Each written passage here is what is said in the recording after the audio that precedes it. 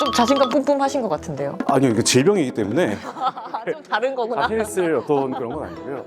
아직 증상이 없다는 것에 네. 좀 위안을 삼고 있습니다. 네, 정말 없으신가요?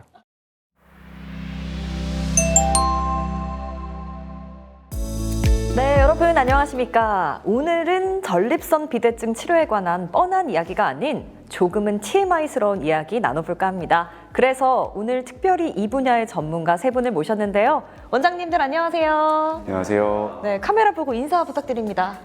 안녕하세요. 서울베스트 비뇨의학과에서 전립선 배관공 1을 맡고 있는 유상현 원장이라고 합니다. 안녕하세요. 서울 베스트 비뇨기과에서 전립선 배관공 2를 맡고 있는 조민현 원장이라고 합니다. 안녕하세요. 서울 베스트 비뇨의학과에서 전립선 배관공 3을 맡고 있는 안치현 원장입니다. 방금 전립선 배관공 이렇게 소개해 주셨잖아요. 특별히 이유가 있을까요?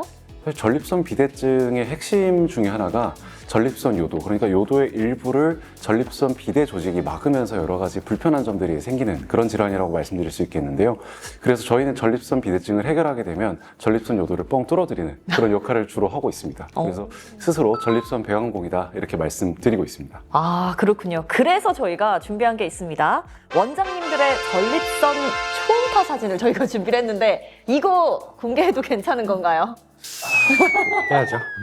공개해 주시죠. 아니 이거 초음파 사진만 봐서는 사실 일반인들이 봤을 때는 뭐가 뭔지 잘 모르겠거든요.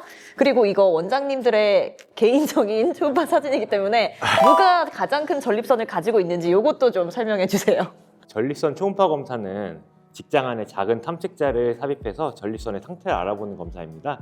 전립선의 크기뿐만 아니라 상태나 모양을 확인하고 전립선에 결절이 있거나 암이 있는지도 확인할 수 있는 검사라고 볼 수 있습니다.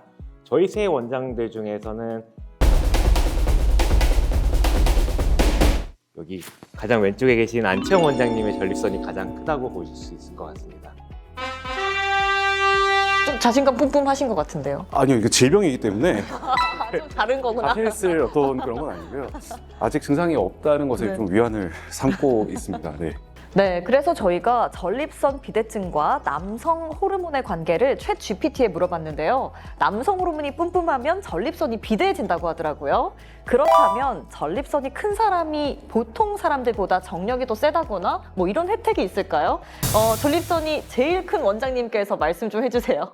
여러 가지 영향을 미치는 인자들이 있습니다. 특히나 정력이라든지 뭐 어떤 기능적인 부분, 어떤 이제 성기의 뭐 발달에 대한 부분 이런 건 있을 수 있지만 남성 호르몬의 측면에 있어서는 남성 호르몬이 나오는 총량 그리고 얼마나 활성화되는지 정도에 따라서 전립선 비대증이 좀 더 가속화될 수 있다. 네. 이런 연구 결과들은 있기 때문에 어느 정도 개연성은 있겠다. 특히나 남성 호르몬이 어렸을 때 어떤 2차 성징에서의 성기 발달이라든지 아니면은 뭐 전립선 비대증 그리고 성 기능에 미치는 역할들은 어느 정도 연구 결과가 있기 때문에 이제 공통적인 원인에 의한 개연성은 있겠다 정도로 말씀드리는 게 맞을 것 같습니다. 아, 그렇군요. 나머지 원장님들도 동의하시는 부분인가요?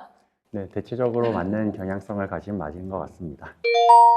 그렇다면 전립선이 어느 정도 커져야지 병원에 가서 치료를 받아야 되는 그 정도의 수준이 되는 건가요?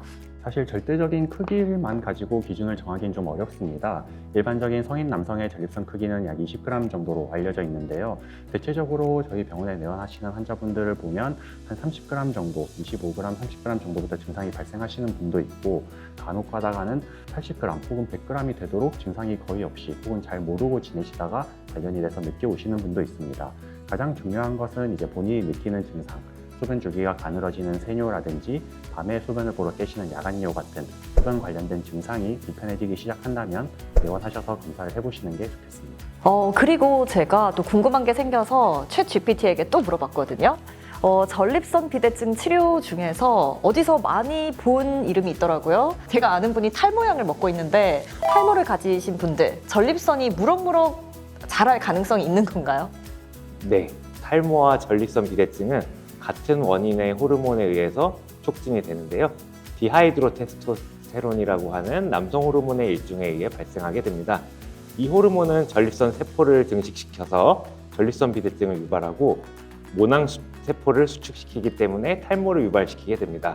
따라서 탈모가 있으신 분들은 전립선 비대증이 같이 동반될 확률이 높다고 볼 수 있겠습니다. 그러면 이 탈모 치료제와 전립선 비대증 치료제를 함께 복용을 하게 되면 좀 걱정이 사라질까요?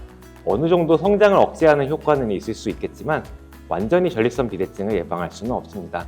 따라서 소변을 보게 되는 증상이 불편하게 될 경우에는 빠르게 병원을 방문하셔 검사를 받아보시는 것을 권장드립니다. 원장님께서 말씀하신 걸 정리를 해보자면 결국에는 수술이 필요해 보이는데요. 원장님들께서는 우리나라에서 전립선 비대증 수술을 얼마나 많이 해보셨을지 궁금한데요. 전립선 수술의 종류가 굉장히 많습니다. 네. 1960년대에 개발된 수술부터 1990년대 중반 뭐 이렇게 아주 예전에 개발된 수술들 같은 경우에는 저희가 가장 많이 했다 이렇게 말씀드리기 좀 어려울 수 있을 것 같아요. 세계적으로도 그렇고요. 그런데 작년 9월에 저희가 한번 집계를 해보니까 네. 신의료 기술 중에 아쿠아블레이션 같은 경우에는 저희가 전국 최다 집도수를 기록을 했더라고요. 그 이후에도 충분히 아마 전국적으로도 가장 많은 네. 정도의 집도를 하고 있으니까 아마도 전국에서 신의료 기술들, 그러니까 합병증을 줄이고 결과를 좋게 만들 수 있는 여러 새로운 기술, 전립선 비대증 수술 면에서는 저희가 아마 가장 많은 편이 아닐까 하는 생각이 듭니다. 그런데 이 대형 병원에서는 아쿠아블레이션을 좀 비추한다 이런 말도 들었거든요. 따로 이유가 있을까요? 아쿠아블레이션 같은 경우에는 로봇 워터젯 수술이라고 하니까 처음에 오해하시는 게 로봇이 다 해주고 이제 의사는 사실 할 일이 별로 없을 것이다. 네. 이렇게 이해하시는 분들도 많이 있는 것이 사실입니다. 그래서 실제로 보면은 합병증을 줄이고 그 결과도 좋게 만들기 위해서는 아무래도 디자인 경험, 그러니까 설계를 해서 로봇한테 줄 때의 경험도 중요하고 끝나고 나서 지혈하는 과정에서의 노하우도 굉장히 좋아야 수술 시간도 단축시키고 그 결과도 더 좋게 만들 수 있는 것 같습니다. 그래서 초반에 아무래도 적응 과정에서 조금 미숙하시거나 경험이 충분치 않을 때 그런 오해를 살 수 있지 않을까라는 생각이 듭니다. 저희 같은 경우에는 수술 시간도 전국에서 가장 짧은 편이고 네. 그 결과도 그만큼 좋은 편입니다. 오늘 전립선 비대증 치료에 대해서 많은 이야기 함께 나눠봤습니다. 마지막으로 서울베스트에서 치료를 받아야 되는 이유 한 말씀씩 부탁드립니다. 서울대 출신 의료진과 국내 최다 아쿠아블레이션 집도 경험으로 신뢰할 수 있습니다. 전립선 비대증의 신의료 기술 4가지 수술법을 모두 시행할 수 있어 환자 맞춤형 치료가 가능합니다. 처음부터 끝까지 일관된 의료진이 책임 진료를 보장합니다. 전립선 비대증 치료의 현명한 선택 바로 서울베스트입니다. 이상으로 서울대, 서울대병원 출신의 서울베스트 비뇨의학과 유상현, 조민현, 안치현 원장님과 오늘 함께했습니다. 오늘 말씀 감사합니다. 감사합니다.